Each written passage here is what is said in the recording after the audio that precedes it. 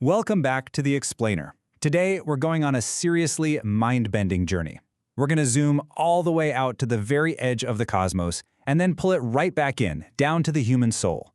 We're diving into some absolutely fascinating Buddhist cosmology that'll completely reframe how you look at time, space, and honestly, even your everyday struggles. So to kick things off, I want you to think about this. What happens to an angel when their luck runs out? It's a wild thought, right? But it instantly grabs you, because it totally shatters that classic Western idea of an eternal, unchanging heaven. Because as we're going to see in the source material, even the divine realms have an expiration date. Here's what we're covering today. First, the cycle of the universe. Second, understanding the kalpa. Third, the illusion of heaven. Fourth, the 5 signs of decay. And finally, the human opportunity. All right, part 1, the cycle of the universe. Let's zoom way out to the cosmos and just leave our earthly worries behind for a second. What's really fascinating here is this core term, Sengjo Koegong. Now, we usually think about human life as birth, aging, illness, and death, right? What Buddhism calls Sengro Byongsa. But the universe, it has its own unique cycle. Sengjo Koegong represents this continuous cosmic loop of the universe forming, dwelling, destroying, and emptying out. The source points out a really cool paradox here.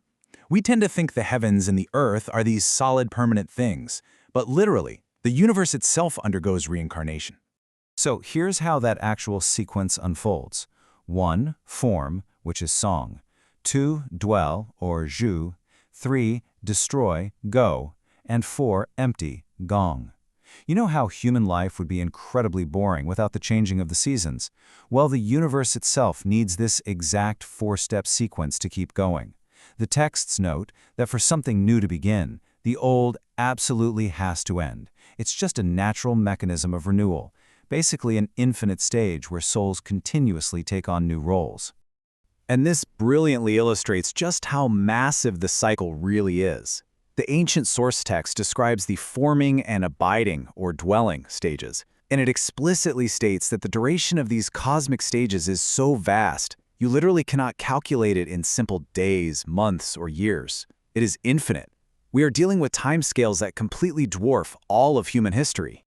But there's actually a brilliant psychological trick in how these teachings were historically delivered. The source highlights that the Buddha started his explanation with destruction, the go phase. Why do that? Well, if he started with form and ended with empty, people might just assume everything ends in total nothingness, which just leads straight to fatalism. But by starting with destruction and emptiness and showing that they always loop right back around to forming, it totally prevents nihilism. It proves that emptiness is really just the ultimate setup for a brand new beginning. Moving on to Section 2, understanding the kalpa and its vast cosmic timescales. To even begin to grasp these unimaginable cosmic events, we've got to look at the term kalpa, or gyup in Korean.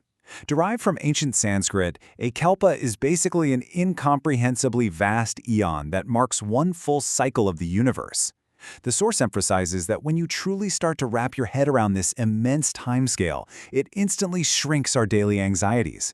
You realize, wow, we're participating in a cycle so much grander than just a single lifetime.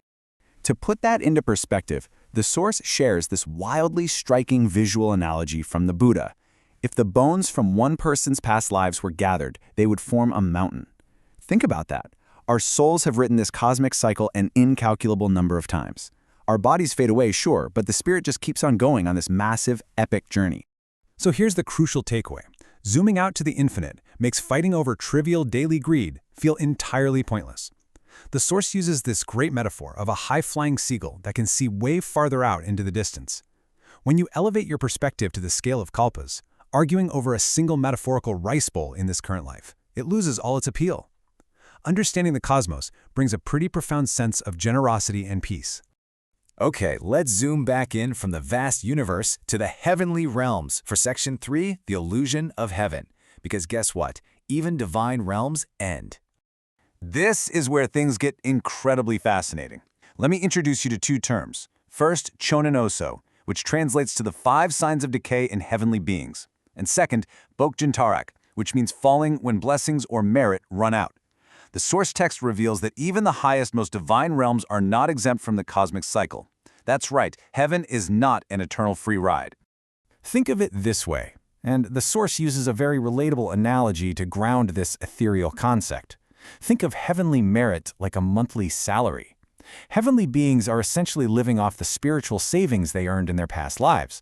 But just like a bank account, it's inevitably going to run out if you only spend and never earn.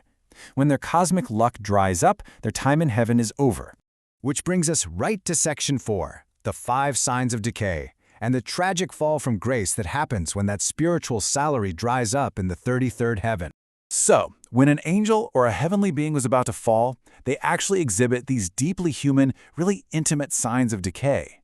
According to the source, there are 5 signs. First, the beautiful, living flower crowns on their heads begin to wilt and shrivel. Second, their pristine heavenly clothes actually become dirty and stained. Third, they start sweating profusely from their armpits. No way around it.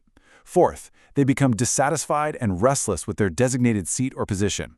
And fifth, their celestial maidens and companions just abandon them.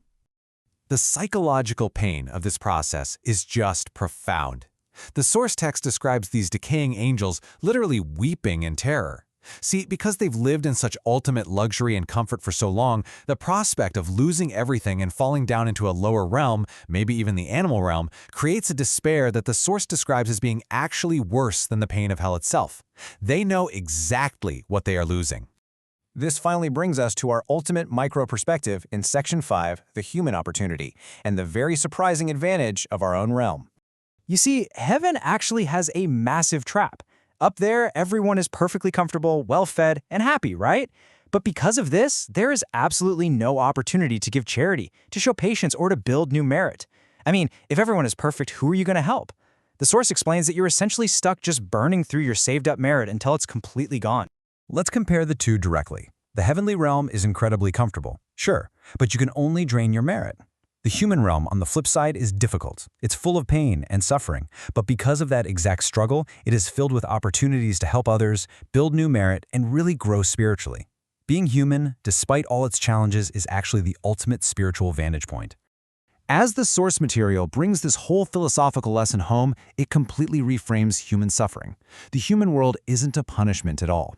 It's the ultimate school for patience, charity, and spiritual upgrades. If a soul wants to maintain its heavenly status, or even upgrade to a higher realm, it absolutely must return to the human world to do the hard work. Which leaves us with this final, thought-provoking question to take away from today's explainer. If the human realm is the universe's ultimate school for spiritual merit, and we are all part of this vast, infinite cosmic cycle, how are you going to spend your cosmic salary today? Are you going to fight over a tiny little rice bowl, or will you build something that lasts kalpas? Thanks for learning with me today, and keep exploring.